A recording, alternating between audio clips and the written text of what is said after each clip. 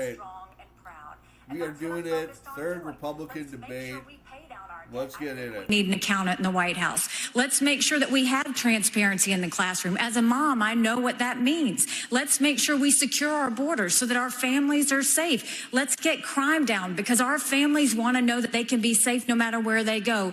And as the wife of a combat veteran, I will tell you, a military needs to know we have our back, and we need to make sure that America is Ambassador, thank you very much. All right, typical law and order Republican. Pro-military stuff. The audience, let's not go down this road. We've asked you to please, keep restraining yourselves and would be helpful so we can hear the candidates because these are important issues and the voters want and need to hear them. Mr. Ramaswamy, let me turn to you. Please make your case. Why should you be the nominee and not the former president? I think there's something deeper going on in the Republican Party here, and I am upset about what happened last night. We've become a party of losers at the end of the day. It was a cancer to the Republican establishment. Let's speak the truth. I mean, since Ronna McDaniel took over as chairwoman of the RNC in 2017, we have lost 2018, 2020, 2022, no red wave that never came. We got trounced last night in 2023. And I think that we have to have accountability in our party. For that matter, Ron, if you want to come on stage tonight, you want to look the GOP voters in the eye and tell them you resign, I will yield my time to you. And frankly, look, the people there cheering for losing in the Republican Party. Think about who's moderating this debate. This should be Tucker Carlson, Joe Rogan, and Elon Musk. We'd have 10 times the viewership, asking questions that GOP primary voters actually care about and bringing more people into our party. Do you think the Democrats, we've got Kristen Welker here, do you think the Democrats would actually hire Greg Gutfeld to host a Democratic debate? All right, that's a decent point. And so the fact of the matter is, Kristen, I'm going to use this time because this is actually about you in the media and the corrupt media establishment. Ask you, the Trump-Russia collusion hoax that you pushed on this network for years, was that real or was that Hillary Clinton made up disinformation? Answer the question. Go. Yes. Attack the media. Love it. We get our country back. We need accountability because this media rigged the 2016 election. They rigged the 2020 election with the Hunter Biden laptop story. Mr. Ramaswamy, and they're going to rig this election. Your time is up. Accountability. Let me turn to Governor Christie. Why you? Audience, let's not do this. Let's not do this. Let's let the candidates speak. Governor Christie, why you and not former President Trump? Well, Lester, look, you said it at the beginning of the debate. We are dealing with extraordinarily important issues facing this country right now. We have our greatest ally in the Middle East under fire from a terrorist group that has committed to wiping them and every Jewish person in this world off the map.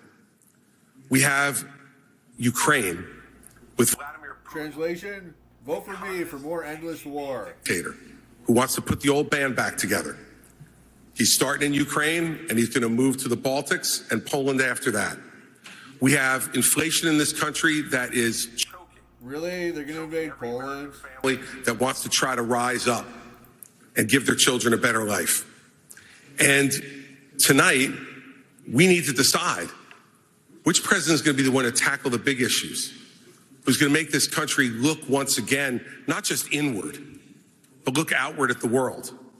And say America is the country, the indispensable nation that makes this a safer world. And in a safer world, American innovation, American hard work has always been the thing that has driven our country to greater things. I'm going to be the president who will do those big things. We're not going to say this about Donald Trump.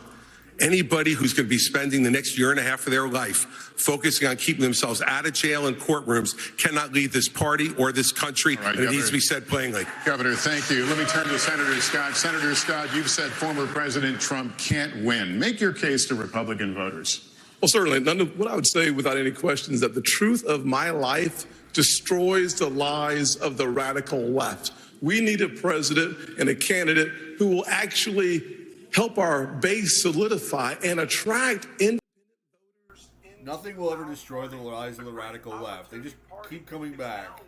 Back African-American voters and Hispanic voters because we are working on a foundation based on faith. Our nation is facing some deep challenges. It is the loss of faith in this nation that is a part of the erosion that we're seeing every single day. It's restoring. These guys are all awful. Not a single Ron Paul Republican in the group. The Hill. When Ronald Reagan talked about the city on the hill, he was coming from Matthew 5.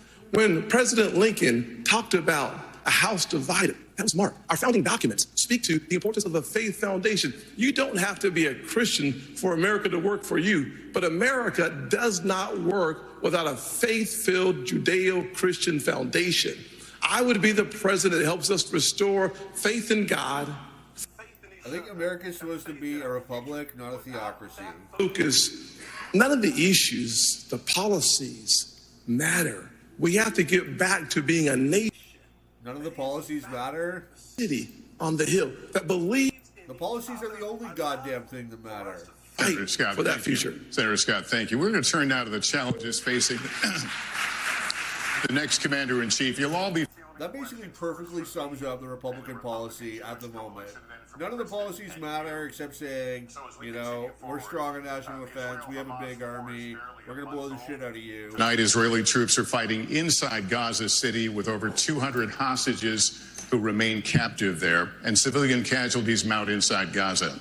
As President of the United States, what would you be urging Israeli Prime Minister Benjamin Netanyahu to do at this moment? Governor DeSantis. I would be telling Bibi, finish the job once and for all with these butchers, Hamas. They're terrorists.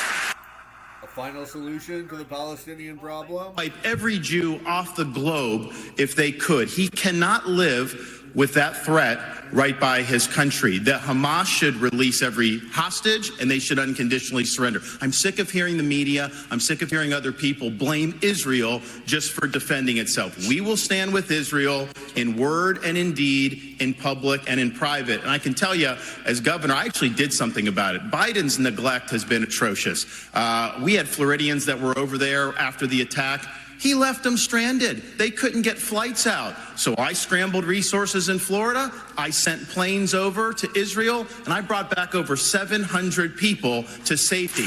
There could have been more hostages had we not acted. And I'll tell you this, I met the first plane load when they came to Florida, and one of the mothers pointed to a 6-year-old daughter, and she said, my daughter had been saying the last 2 nights, Mommy, I don't want to hear any more bombs, no more rockets. I just want to get back to Florida. So there's a difference between words and deeds. We acted and we saved lives. Thank you. Ambassador Haley, what would you do? What would you be urging Prime Minister Benjamin Netanyahu to do? Would you consider humanitarian pause, for example? The first thing I said to him when it happened was I said, finish them. Finish them. And the reason is I worked on Finish them. when I was at the United Nations. And we have to remember that they have to, 1, eliminate Hamas, 2, support Israel with whatever they need, whenever they need it, and 3, make sure we bring our hostages home.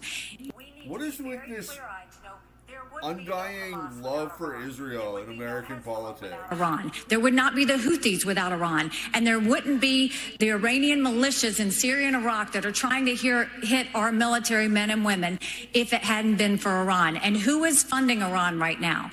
China is buying oil from Iran. Russia is getting drones and missiles from Iran. And there is an unholy alliance. We need to be clear-eyed. The last thing we need to do is to tell Israel what to do. The only thing we should be doing is Yeah, the unholy alliance is the U.S., Israel, and Turkey. America. America needs Israel. They are the tip of the spear when it comes to this Islamic terrorism, and we need to make sure that we have their backs in that. Translation, Israel is our client state that we use to bomb the shit out of the Middle East whenever we want. This issue, on what you would tell the Prime Minister? Not in terms of what I would tell the Prime Minister, no. In fact, I would go one step further. The founding vision of Israel was based on the idea that they don't want to depend on anybody else's sympathy or direction in defending themselves. So what I would tell Bibi is that Israel has the right and the responsibility to defend itself. I would tell him to smoke those terrorists on his southern border, and then I'll tell him as President of the United States, I'll be smoking the terrorists on our southern border. That's his responsibility. This is our responsibility. That's how we move forward. But I want to be careful to... We will smoke them out of their holes. ...from the neocon establishment of the past. Corrupt politicians in both parties spent trillions, killed millions, made billions for themselves in places like Iraq and Afghanistan, fighting wars that sent thousands of our sons and daughters, people my age, to die in wars that did not advance anyone's interests. Adding $7 trillion. Absolutely. Lays it out right there. American foreign policy, huge mistake with all these Ukraine, that's why we're sending $200 billion back to that same country. The fact of the matter is the Republican Party is not that much better. You have the likes of Nikky Haley, who stepped down from her time at the UN. Bankrupt or in debt was her family. Then she becomes a military contractor. She joins the board of Boeing and otherwise, and is now a multimillionaire. So I think that that's wrong when Republicans do it or Democrats do it. Shots fired at the military-industrial complex. Absolutely. Ramaswami, fucking A. Cheney in 3-inch heels. All right, Mr. In which case we've got two of them. Dick Cheney in 3-inch heels. Boom. Senator, same question to you about, you're the president, you're on the phone in the Oval Office with the prime minister, you tell him what? Well, number one, I would tell Prime Minister Netanyahu, not only do you have the responsibility and the right to wipe Hamas off of the map, we will support you. We will be there with you. We'll stand shoulder to shoulder. There will be no daylight. But I would change the station a little bit, though, and head back home to America. I would say to President Biden, diplomacy only is a weak strategy. Appeasement leads to war. From President Obama to President Biden. Who needs diplomacy when you've got bombs? Frankly, President Biden has sent billions to Iran. That is why I've said that there's blood dripping from the hands of President Obama and President Biden. I would tell President Biden with great clarity, if you want to stop the 40+ attacks on military personnel in the Middle East, you have to strike in Iran. If you want to make a difference, you cannot just continue to have strikes in Syria on warehouses. You actually have to cut off the head of the snake, and the head of the snake is Iran and not simply their proxies. In order for us to have a powerful response. How ridiculous are these people? Straight. How many wars of aggression does your country want to wage? You cannot negotiate with evil. You have to destroy it. All right, Senator Scott. Don't applaud that. That's insane. Problems are so big and serious. These people are all insane. Prime Minister Netanyahu is pretty simple. America is here, no matter what it is you need at any time to preserve the state of Israel. Remember that Hamas's main goal is to, You know, if you love Israel so much, why don't you marry it?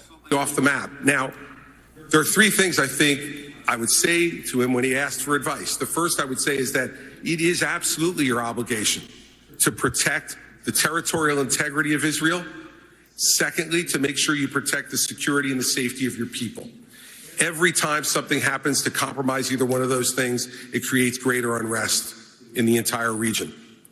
Second, you must go in and make sure that Hamas can never do this again.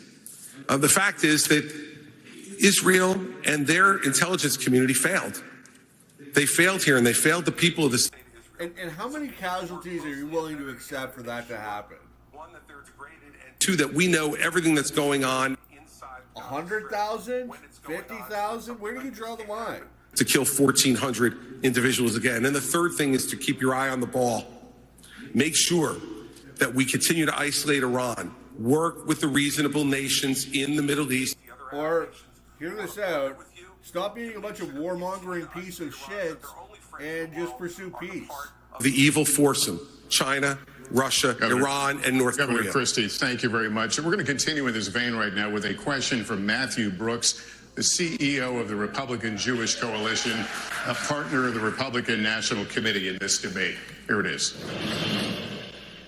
Given attacks by Iranian-backed proxy groups on U.S. military bases in Syria and Iraq, attacks that have wounded...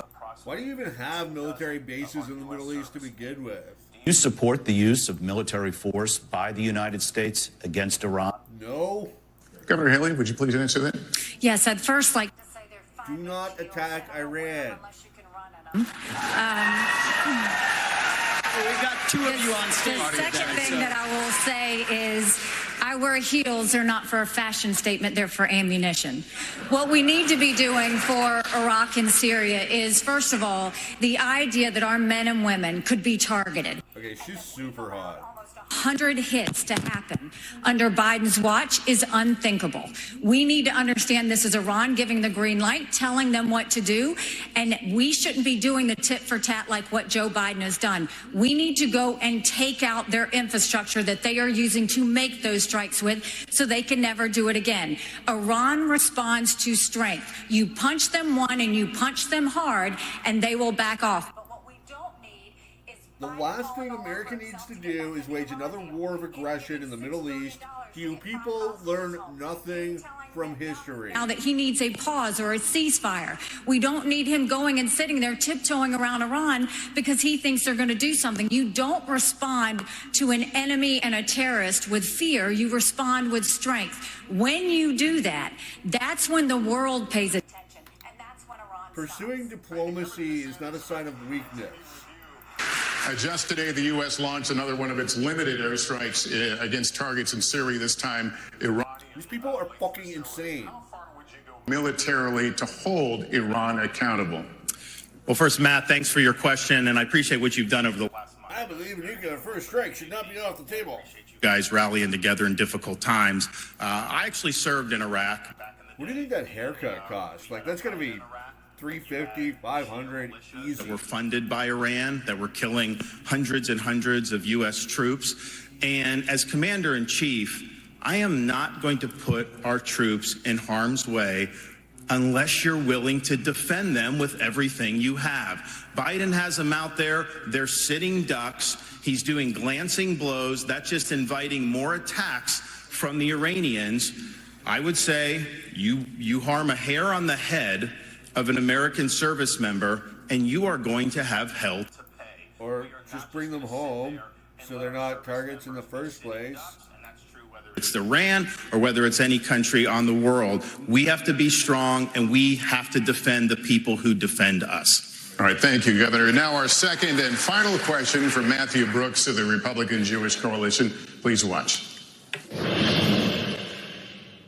Jewish students across the country are threatened and under attack.